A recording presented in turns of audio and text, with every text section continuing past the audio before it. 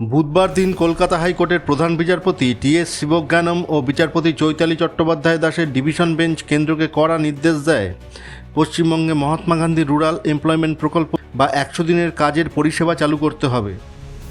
2021 সালে পশ্চিমবঙ্গে বিজেপি হেরে যাবার পর থেকে দুর্নীতির অভিযোগ তুলে পশ্চিমবঙ্গে এই প্রকল্প বন্ধ করে রেখেছিল কেন্দ্রীয় সরকার। যদিও দেখা যায় ভুয়ো জব কার্ডের সংখ্যায় উত্তরপ্রদেশ সর্বোচ্চ স্থান অধিকার করে, কিন্তু দুর্নীতির অভিযোগে টাকা বন্ধ করে রাখা হয় পশ্চিমবঙ্গের। এ নিয়ে মমতা বন্দ্যোপাধ্যায় দীর্ঘদিন ধরে আন্দোলন করছিলেন। মমতা বন্দ্যোপাধ্যায়ের অভিযোগ ছিল ভোটে জিততে না পেরে এটা আসলে বিজেপির পশ্চিমবঙ্গের প্রতি প্রতিহিংসা। অবশেষে কলকাতা হাইকোর্টের এই রায় তার এই আন্দোলনকে স্বীকৃতি জানালো। এই রায় শোনার পর মমতা বন্দ্যোপাধ্যায় বলেন, আমাদের টাকা আমাদের ফেরত দিতে হবে। যেদিন থেকে এই কাজ বন্ধ হয়েছে সেদিন থেকে হিসেব করে টাকা দিতে হবে।